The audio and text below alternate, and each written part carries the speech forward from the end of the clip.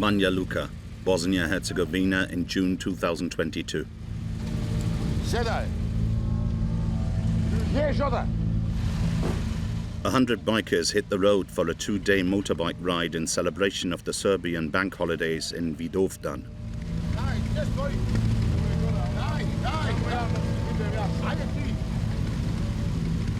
Blaško and his brothers, as he calls them, belong to the bikers club known as the Wolves of the Night.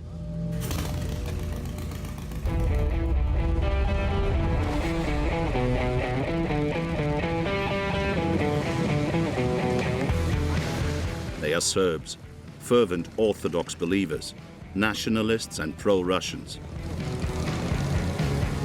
Rusiju toliko volim da sam svoje kćerci dao ime Rusko, a po nacionalnosti se vodi kao Ruskinja. The wolves symbolize the Russian influence in the Balkans, a region located in the heart of Europe. They proudly show off their political leanings, the Z in support of Putin's army, the Russian-Serbian flags, and a variety of nationalist signs. Vladimir Putin's regime is playing on tensions between Orthodox Serbs and Muslims, a division that tore the region apart 30 years ago. So, as we approach the Muslim area, the wolves prefer to keep a low profile.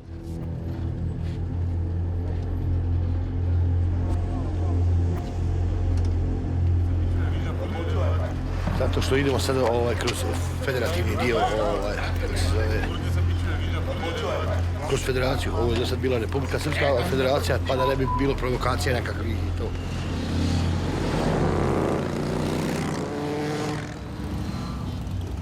On the edge of the road, no one was there to see them pass. A few kilometers further on, the bikers arrived at a Serbian town.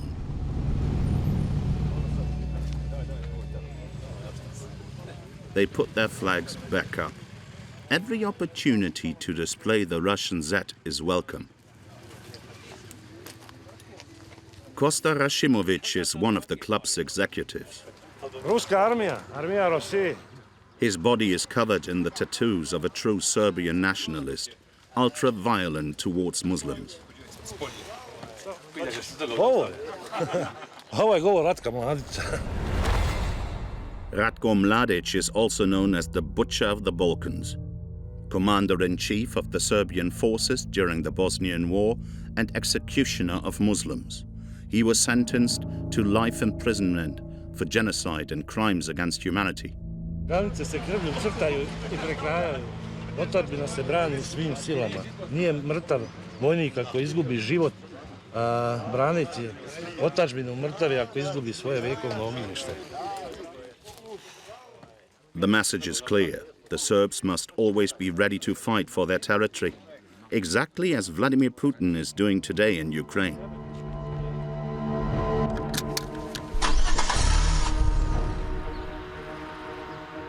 The Russian president is advancing his pawns closer and closer to our borders by attempting to destabilize the Balkans. To gain more of an understanding of his strategy, we visited 3 countries: Bosnia, Serbia, and Montenegro. These 3 independent states didn't exist 30 years ago. They were part of Yugoslavia.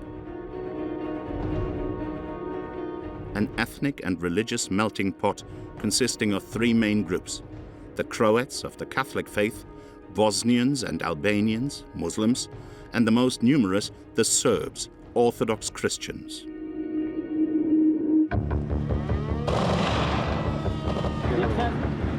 Between 1992 and 1995, Serbs, Croats and Bosnians clashed in Bosnia. The main victims were Muslims who were victims of ethnic cleansing.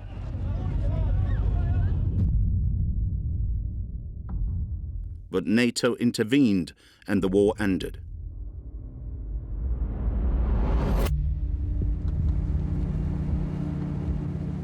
And 30 years later, the situation hasn't calmed down.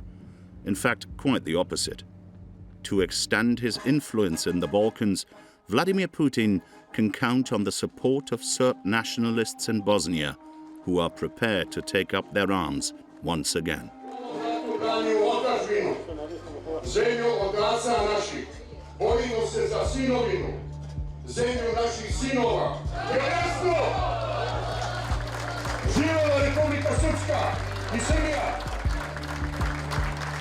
For them, Vladimir Putin is both an unfailing supporter and an example to follow. Da vam kažem, ja njega lično jako cijenim, volim, poštujem ga, smatram da je najjači političar na svijetu, to je dokazao. Russia has taken over a key sector in Serbia, energy, thanks to the energy giant Gazprom. Nažalost, Srbiji su vezane ruke, ali mi smo u problemu jer nama naš predsjednik govori da su njemu vezane ruke. In Montenegro, God himself is helping Vladimir Putin thanks to the Serbian Orthodox Church, which isn't afraid of employing paramilitaries. U svako doba, dana i noći, u našim crkvama borave strana paramilitarna lica koja su spremna da izvršuje sva naređenja koja im dolaze od vrha sveštenstva, ali također i od ruskih i srpskih agenata. Just look at this coast. Just imagine to have a port, a Russian port in Montenegro. And that was the goal. That was the goal from Russia, taking all infrastructure projects in Montenegro, the energy, the port, everything what we have, you know. In the Balkans, the Russian influence is cultural, economic and security-based, an influence that is still very much underestimated by the European Union. Mr. Macron, when he was here in Belgrade, and I realized that they simply don't understand. Russians are thinking 50 years. They are preparing things for decades in advance. Without Ukraine defense in February, you'll already have a war in Bosnia. Peace for now, but will the Balkans manage to avoid war?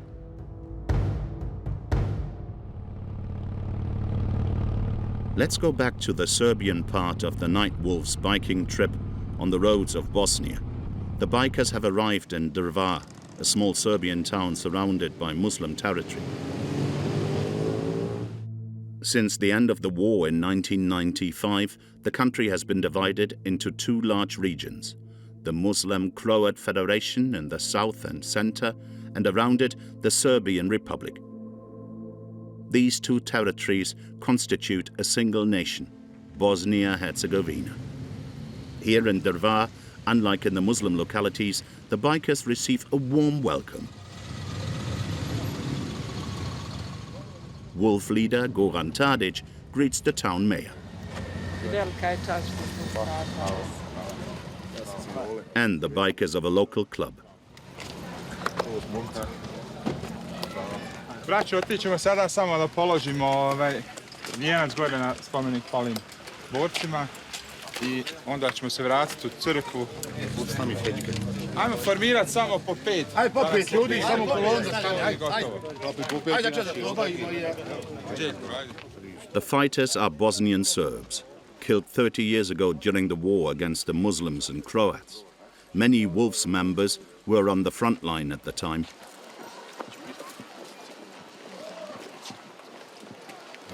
Kao što znate, mi smo patriotski klub i posjećujemo samo, i rekao sam, crkve, spomenike palim borcima u proteklom ratu.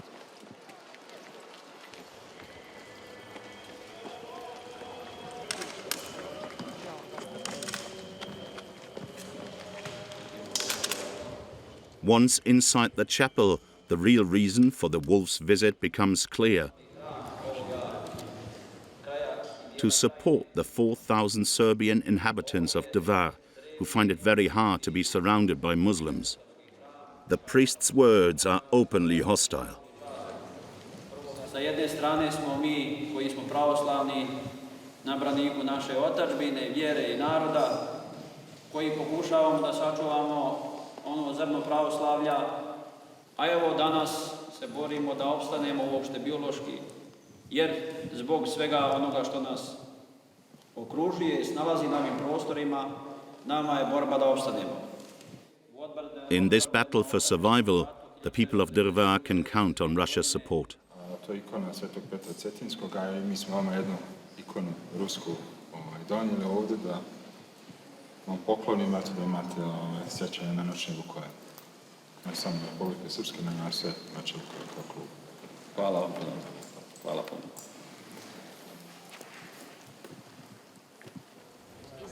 At the exit, as the head of the Wolves Club spoke to the local press, we tried to ask him a question about the Russo-Serbian friendship. But because we're French, Goran Tadic was suspicious and refused to talk to us. Then he got angry at our translator. Znate da ste dobili veliku čast što ste sa nama. Naravno, zato smo da... Nemojte ustavljati, već mi s tog momenta prekinuti saradnje i posle ćemo vas kući. Dobro. Tu sa nama, ako hoćete, izvijestite objektivno onako kako je. A mi sada da ja se vama prilagođavam. Goran Tadic was tense because he was the one who negotiated our permission to film directly with Moscow. More particularly with this man, Alexander Zaldostanov, founder of the Night Wolves. He's nicknamed the Surgeon in reference to his medical studies. Here are the two men pictured with Vladimir Putin. The Russian president calls the leader of the Wolves my brother. И мне очень приятно, что такие мужественные, крутые ребята подают пример молодым людям в нашей стране и показывают им, как нужно относиться к России. The Night Wolves see themselves as the Knights of the Tsar. Serving his propaganda, they distrust Western media like us. In Bosnia, we were able to film the Serbian Wolves ride without much difficulty. But their leader, Goran Tadic, avoided us until the evening. After off-camera negotiations, he finally agreed to a short interview. Veza Rusa I Srba traje vjekovima, još od cara Nikolaja, I vjerujte da mi smo jedan narod, da isto proživljavamo. Evropa se ujedinjuje, pravi Evropsku uniju, nas razjedinjuje. Pogledajte šta je bilo sa Jugoslavije, sa Sovjetskog saveza. Znači, oni nas razjedinjuju, a oni se ujedinjuju, znate.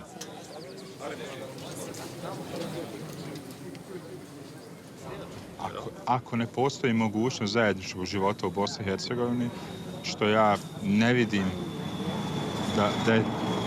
da ne postoji, onda je jedini način da se mi odvojimo I da živimo sami kao republika. Goran Tadic appeared calm, but in reality the Night Wolves, like the overwhelming majority of Bosnian Serbs, want independence. For the Serbian Republic to separate from Bosnia-Herzegovina, even if it means provoking a new conflict.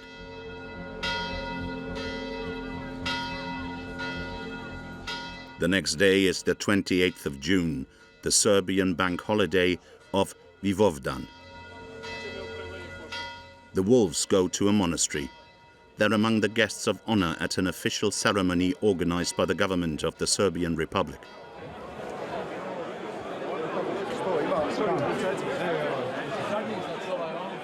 The Wolves take their place alongside elected officials, veterans, the military, and the entire government of the Bosnian Serb Republic, not forgetting the Orthodox priests hand in hand with the Serbian nationalists' leader, Milorad Dodik. His only dream for the Serbian Republic to leave Bosnia-Herzegovina. For several years he has been hammering it into every speech.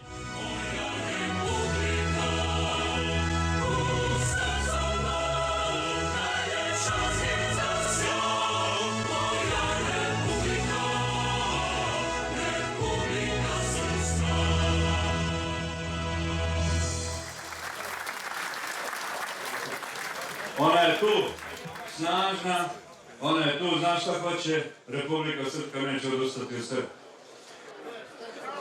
Dakle, što se tiče odnosa u Bosni i Hercegovini, Bosna i Hercegovina je propala zemlja. pogotovo. Ona što bude duže trajala, to je sve veća opasnost za Srbiju. Milorad Dodik isn't satisfied with just giving speeches. In October 2021, he threatened to take up arms again.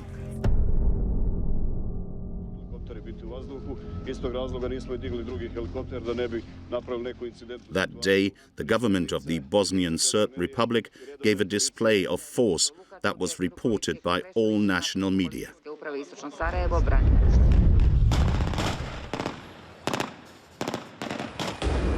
They organized a large-scale military exercise on the hills of Sarajevo. For the first time since the end of the conflict in 1995, Serbian gunfire rang out not far from the capital, which was under siege during the war. The Serbian leader's main supporter, Vladimir Putin. Mi ne možemo da uvedemo sankcije Rusije i nećemo. To sam rekao i predsjedniku Putinu kad sam bio neki dan kod njega. U svakom slučaju, jedna stvar koju mi je rekao, mi ne napuštamo svoje prijatelje. I meni dovoljno i vama treba biti. Milorad Dodik and Vladimir Putin meet regularly. Considered an ally of Russia, Dodik is under US sanctions.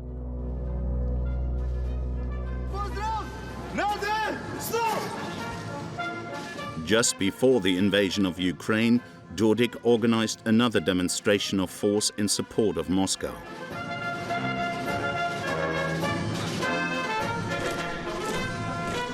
A parade of thousands of armed men. Officially, they were policemen, because Bosnian Serbs aren't allowed to form an army.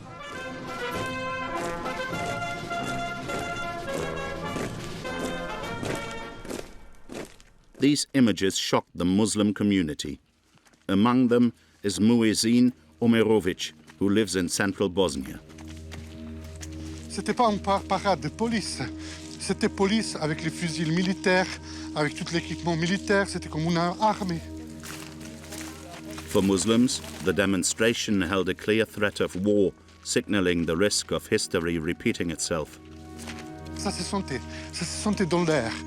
L'atmosphère, c'était même comme l'année 92. Le même. Tu sais, tout était prêt pour une nouvelle guerre. En fait, c'est la résistance du peuple d'Ukraine qu'on nous sauvait aussi. Because Vladimir Putin got stuck in Ukraine. Ah, quel bout! Supporting the Serb nationalists in Bosnia is no longer Putin's priority.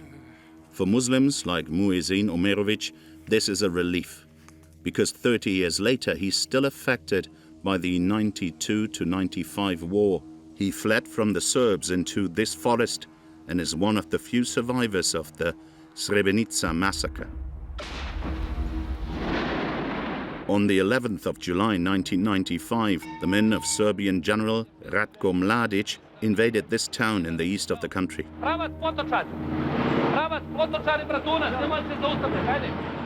They drove out all the Muslim inhabitants of Srebrenica. Women, children and old people were evacuated before UN peacekeepers who were unable to put a stop to the ethnic cleansing. Muslim men and teenagers, both soldiers and civilians, were systematically executed. 8,300 people died. The International Criminal Tribunal for the former Yugoslavia concluded it was an act of genocide.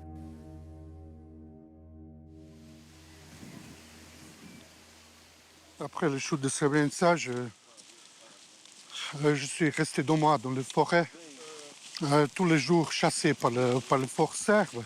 On avait partout des champs de mines, on avait partout des embuscades, sans nourriture, sans rien. On a mangé le truc que tu trouves dans la nature. Quand tu te bats pour ta vie, tu deviens un animal. Tu deviens un vrai animal. Muezin Omerovic became one of the organizers of the Peace March. It takes place every year for 3 days. Thousands of Bosnians and peace activists crossed the mountains where the victims of Srebrenica lost their lives. The route ends at the memorial dedicated to them. 6,500 graves. As they approach the cemetery, the marchers pay their respects.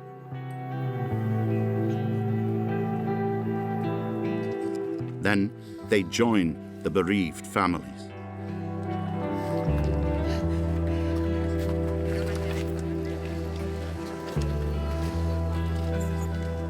Sports associations, Islamic associations, military associations. The whole population of Bosnian Muslims gather here on the 11th of July. The cemetery is constantly growing as bodies of victims of the Srebrenica massacre are still being discovered. This year, there are around 50 of them.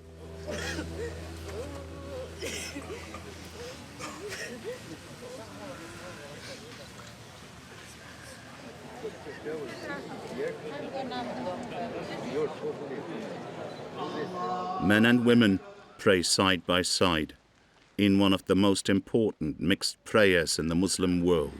Allahu Akbar. Allahu Akbar. Of the 100,000 people who died in the conflict 30 years ago, more than 60% were Muslims.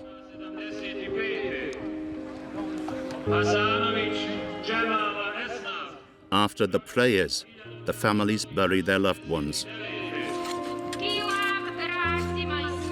while speakers read out the names of the deceased.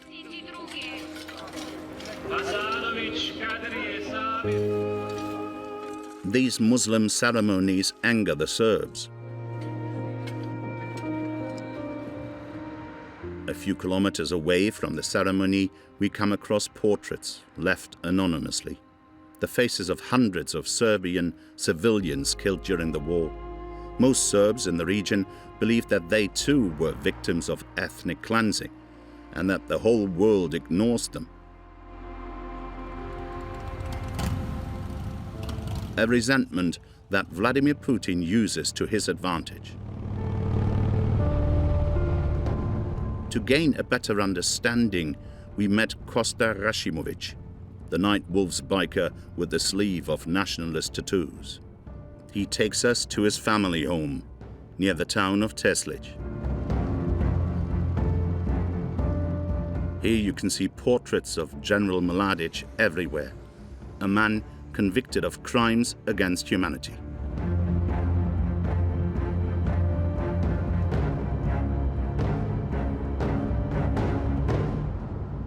During the war, the biker was only a teenager. He had to flee his village with his mother and two brothers.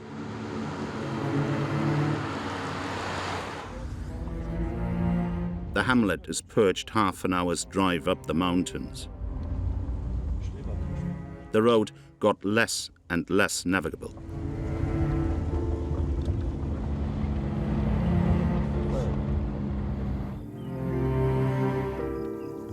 All that remains of the village are ruins hidden under the grass.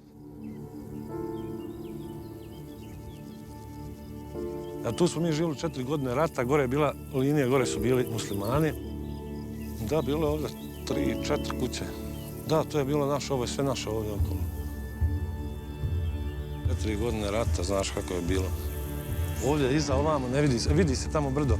Tamo je ona poznata prva jedinica koja je krenula, El Mujahid, oni bradonje, sve.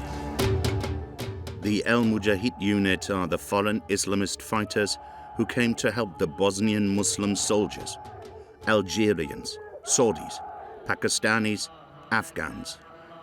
These jihadists fought against the Serbs for most of the war, some of them later joining the ranks of Al-Qaeda. Kad ide sve prema tebi, i mi smo bježali ovamo, smo išli nazad, vidiš kad ti pali kuću, kad ono pljačka vodi sve što si imalo, mislim, ono bilo je loše, jebaj, mislim. The Serb wanted to show us some more ruins a little further on. Ovdje je bilo 7-8 kuća, vidiš šta je ostalo. On ne može izaći, ovdje okolo je minirano.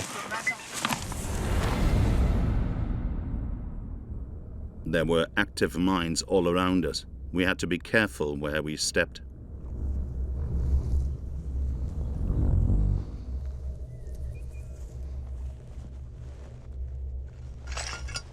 This is the route Kosta Rashimovic and his family took to escape the Muslim troops in 1995.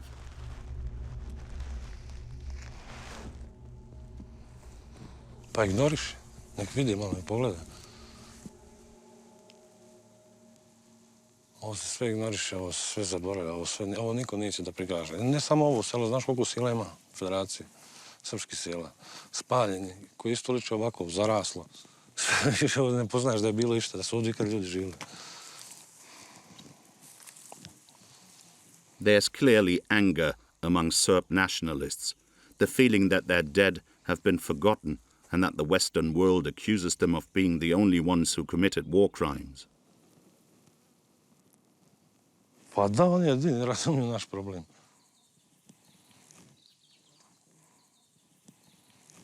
Evropa vidi, ali neće da čuje, razumiju.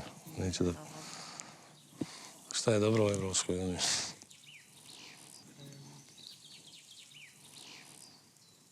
Pa mi bi Srbi ovdje pravoslavci najviše volili da se priključimo Ruskoj federaciji.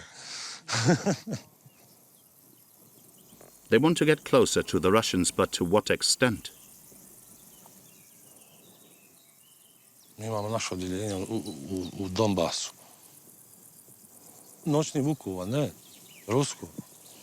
I ako braći treba pomoć, mi smo braća, mi smo tu. Oni su tu za nas i mi za njih. Šta je tu problem? Ne vidim tu nikakav problem. Da nije sam 2014.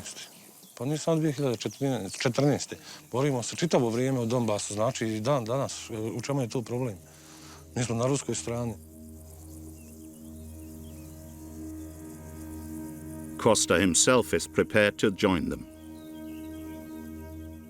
But he assures us he wouldn't fight here against the Muslims.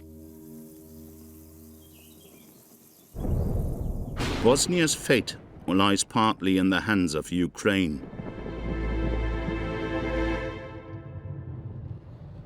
But what about neighboring Serbia? A 6-hour drive across the border brings us to the capital, Belgrade. This is where invasive Serbian nationalism was born, over 30 years ago by former President Slobodan Milosevic. After encouraging ethnic cleansing in Bosnia, Milosevic wanted to drive the Albanians out of Kosovo. That was in 1999. But once again, NATO intervened and bombed Serbia for 2.5 months.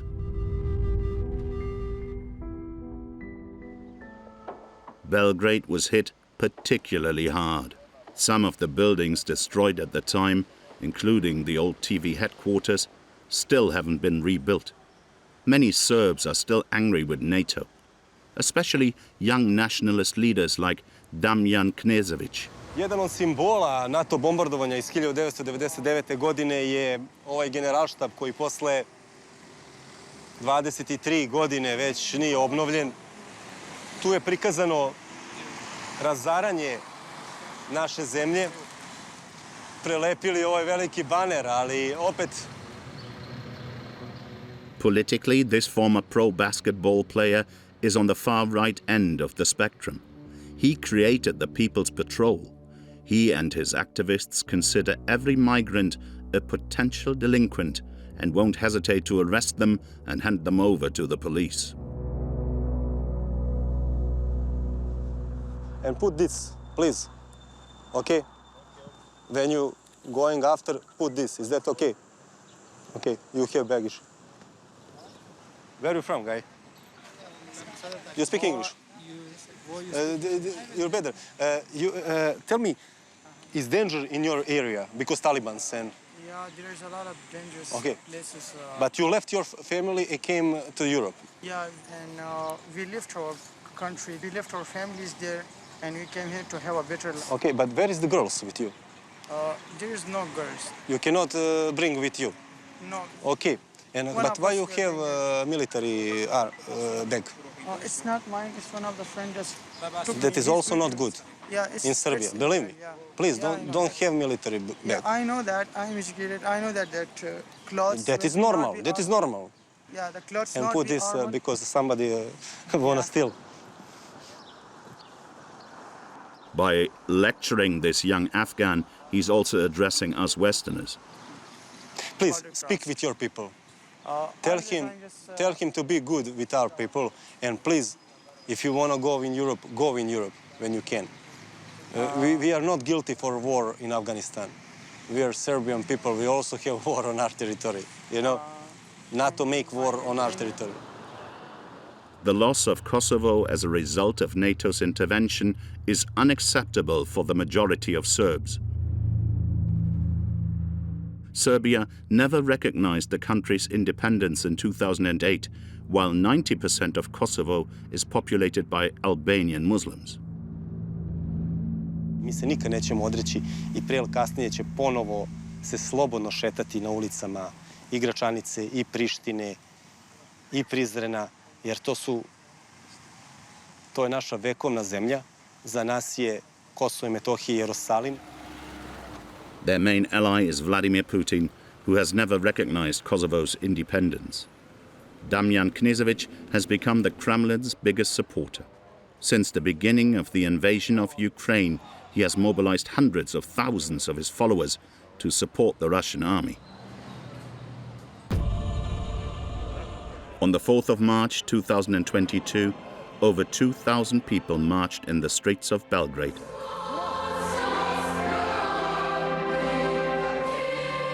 Listening to the Russian anthem and trampling over the European flag. 20 days later, another mobilization against NATO took place.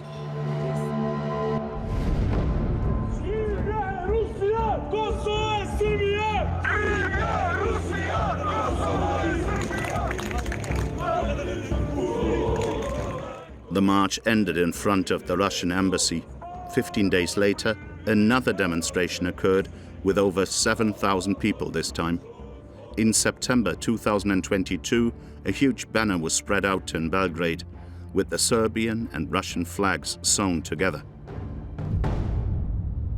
However, the main reason Vladimir Putin supports Serbia over Kosovo is to defend the interests of his national flagship, the Russian oil and gas giant Gazprom. As we travel the length and breadth of the country, we find that almost all of the country's petrol stations belong to Gazprom. Diesel. 15 years ago, Gazprom bought the Serbian national energy company, NIS, at a bargain price, 500 million euros, when NIS was valued at 2 billion. Darko Šper is one of the few Serbian journalists who investigated the takeover. According to him, Serbia made a deal with Putin. We give you NIS and you defend us at the UN with regard to the Kosovo issue. I vlast, i opozicija, i nacionalisti, i desničari, i levičari, i centar, svi su ovako dočekali rusku kompaniju samo zbog toga da bi uticaj Rusije u Savetu bezbednosti Ujedinjenih nacija ostao isti, da Kosovo ne daju da bude nezavisna država. Since then, Russia has reportedly kept its word. It has never recognized Kosovo as an independent state. But at what price?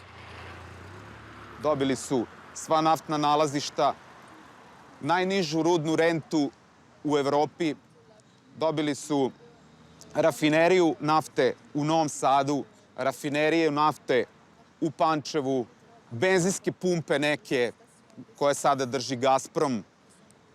Znači, oni su za godinu dana poslovanja vratili novac koji su u ovu kompaniju uložili. «Газпром» – многолетний и надежный партнер Сербии. As a result, not only does the Russian giant control all of Serbia's oil production, but 85% of the country's annual gas consumption as well. Est-ce qu'on peut considérer que la Serbie a les mains liées parce que extrêmement dépendante du gaz russe?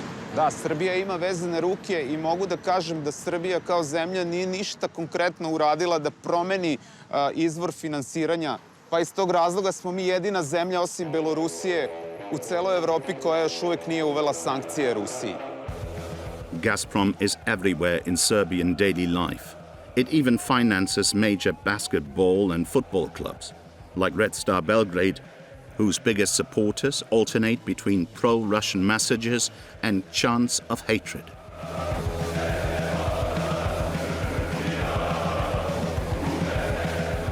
Gazprom is also the partner of a festival founded by filmmaker Emir Kusturica,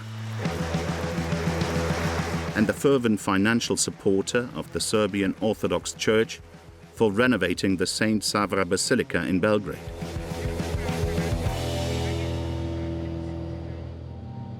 Nenad Čanak is one of the rare Serbian political leaders who opposed Gazprom's takeover of NIS in 2008. He is a Serbian opposition figure, pro-Western and anti-Putin. To him, Gazprom's power means that Russia can control any Serbian government. This is how they're creating a network of food soldiers. So, when you have that in your mind, you see that Russians are insisting that they want to have people inside the government in a position of a force. They want police, they want military, they want, if they can, foreign affairs. In September 2022, when Vladimir Putin threatened to use nuclear weapons, the Serbian foreign minister signed a cooperation agreement with his Russian colleague Sergei Lavrov. The European Union immediately warned Serbia that its membership process could come to a halt. East, West, Serbian President Aleksandar Vučić was forced to pick a side. You can put it this way.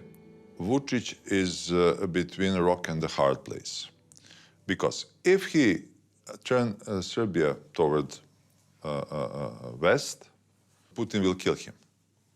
Literally kill him. Literally. Either polonium in a tea, either novichok on a, I don't know, towel in a bathroom or something like that. But You're really not kidding. I'm not kidding whatsoever. We tried to interview Serbian President Aleksandar Vučić, but he never responded to our interview request. Not only does Russia have a stronghold over Serbia's economy, but further south, it ensures its influence through a very powerful regional tool, the Serbian Orthodox Church. We headed in the direction of Montenegro, a small state of 620,000 inhabitants, which gained independence in 2006. On the 4th of September 2021, protesters blocked this road leading to Cetinje, the historical capital of Montenegro.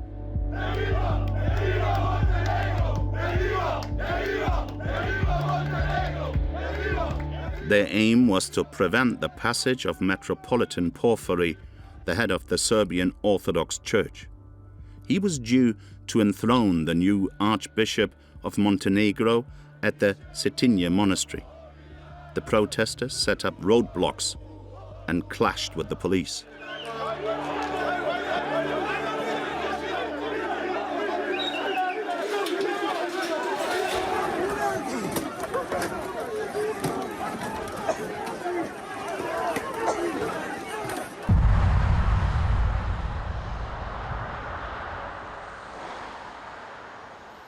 Ana Pejovic is a member of a human rights NGO, Montenegro International. She was among the protesters. Svaki put kada dođem na ovo mjesto ili kada prođem ovom ulicom, obuzme me velika tuga jer smo tu bili izloženi uvredi, poniženju. Tu su bili ljudi intelektualci, ljudi različitih vjera. Tu nisu bili samo pravoslavni Crnogorci. Svi smo zajedno branili čast i ugled Crne Gore. Anna is a believer, an Orthodox, but she sees the Serbian clergy as an occupying force in the service of Serbia and Russia. Ali posljednjih 7-8 godina mi doživljavamo jednu naprasnu invaziju srpske crkve, srpskog klera, koji je, po mom ličnom mišljenju, klerofašistički. Faced with the determination of the demonstrators, the Patriarch and the future Archbishop were forced to disembark in Cetinje by helicopter, escorted by Serbian special forces, in the middle of the sovereign territory of Montenegro.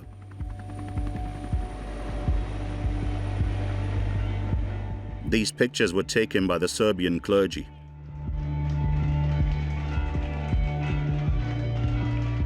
In this photo, we can see a man in cargo, most probably a member of the Serbian Secret Service.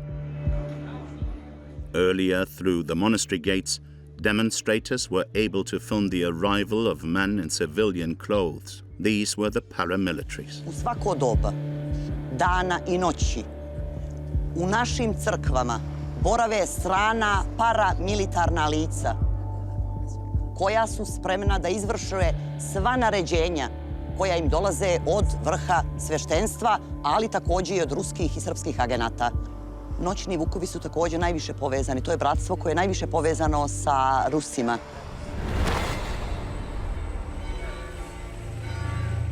Here come Putin's bikers without their leather. Some members of the Montenegrin Night Wolves, among other paramilitaries who have come to protect the monastery. The Patriarch and the newly appointed Archbishop will leave as they came, by helicopter. In the summer of 2022, the Serbian Orthodox Church strengthened its power in Montenegro. It signed an agreement with the state confirming its right of ownership over almost all of the country's monasteries and churches. For opposing this, Ana Pejovic received a death threat on the 3rd of August 2022 by two men in a car. To je bilo u rano jutro, u 8 časova ujutro. To se desilo ispred moje kuće kad sam krenula na posao. C'était quelqu'un qui était tout seul? Ne, bili su vozač i suvozač. U mene uperio pištolj suvozač. Ujutro rano uperio mi pištolj u čelo. Pričao je nešto, nisam ga razumjela šta jer mi je bio podignut prozor, a njegov je bio, prozor suvozača je bio otvoren. Naravno da sam osjetila strah i ugroženost za svoj život.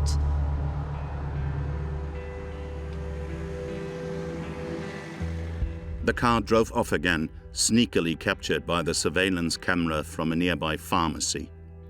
A police investigation has been opened. When we left Anna, we requested an interview with the Serbian clergy. A priest was appointed to answer, but on the filming day, he was unreachable. We tried to find him in the chapel where he officiates, with our translator filming discreetly.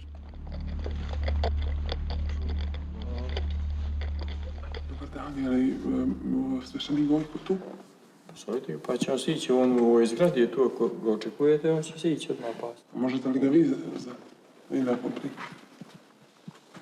izvinite? Dobro. Evo če, kako ste blagoslovite?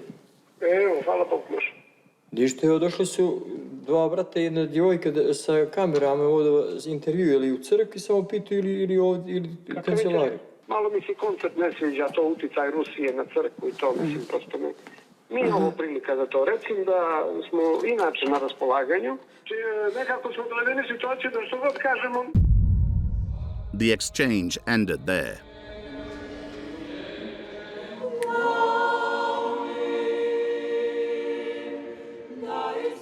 The Orthodox Church in Serbia isn't hated by all Montenegrins Far from it. About a third of the population remain pro-Serbian and often pro-Russian.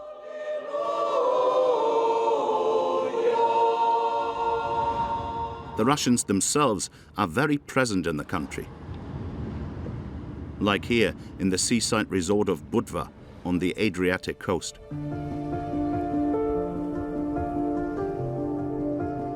Wealthy tourists, expatriates, businessmen, and oligarchs close to the Kremlin own companies or villas here that real estate agencies sell at a high price. And yachts. A quarter of Montenegro's GDP is supplied by Russians. But since the war in Ukraine, it's been a depressing place. Lots of Russians are forbidden to come here, because Montenegro is a member of NATO and voted for sanctions against Russia. But Vladimir Putin may have taken his revenge. In the late summer of 2022, Montenegro suffered a massive cyber attack, data theft and computer paralysis of the main ministries. As head of the Montenegrin Secret Service, Savo Kentera led the investigation to find the culprits. We met him at a conference organized by NATO in Budva. This palace is run by a Russian, a former president of the KGB, the secret services of the former Soviet Union. Can you tell us who is behind this cyber attack?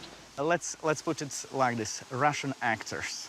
I think this is the best way to describe the whole situation. At the moment, you have all evidence needed. Exactly. Since I was appointed a couple of months ago at this position, my goal was, to get rid of the Russian spies in Montenegro, to stop the malign influence, Russian malign influence in Montenegro, directly from Russia, directly from their proxies. Just look at this coast. Yep. Just imagine to have a port, a Russian port in Montenegro, the only exit at the Adriatic Sea.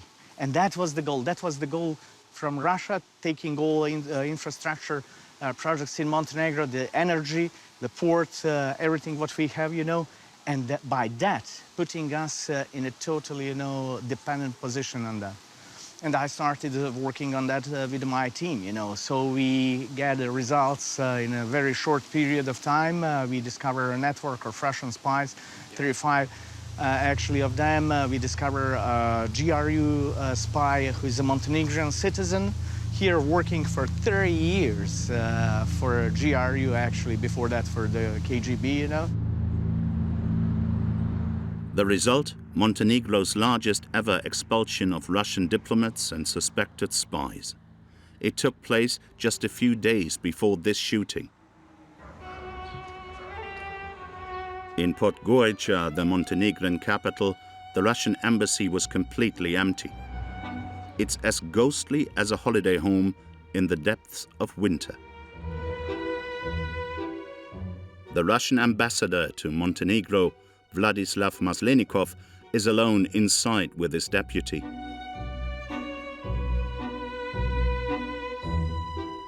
Since the start of our trip to the Balkans, he's the only Russian official who has agreed to talk to us. Montenegro has been hit by a strong cyber attack. And today, Montenegrin authorities confirmed to us that Russia was behind this cyber attack. What do you think of that? Can they provide the proof? That's the main thing. Can they provide the proof? It's very easy to say. And we heard this many times in all different countries. We heard about Russia getting involved also by some cyber manipulations into elections in the United States, which is total nonsense. Why Russia should do it?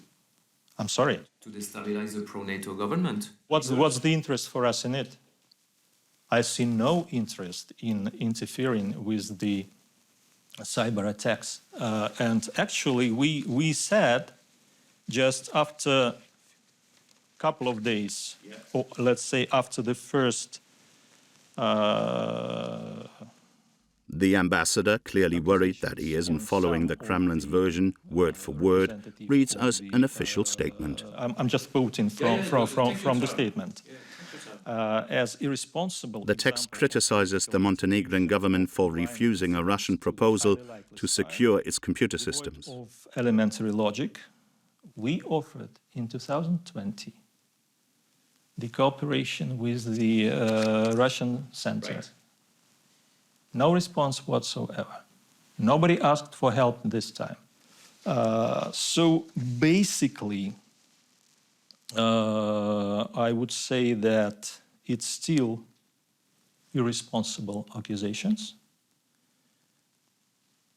which has no proof. Vladislav Maslenikov said no more. He scrupulously respected the official government line in every answer. When we finally asked him what Russia's strategic objectives in the Balkans were, he quoted his leader once more. As our minister used to say at some point, Minister of Foreign Affairs, of course, Sergei Lavrov, our interest in the region is peace and stability, and there is basically no sense in looking for any hidden agenda. I would suggest to change a bit. Tucked away in his embassy, Vladislav Maslenikov fulfilled his role throughout the entirety of the interview by flatly denying Russia's role in the Balkans. A region whose fate partly depends on the outcome of the war in Ukraine, an explosive region in the heart of Europe.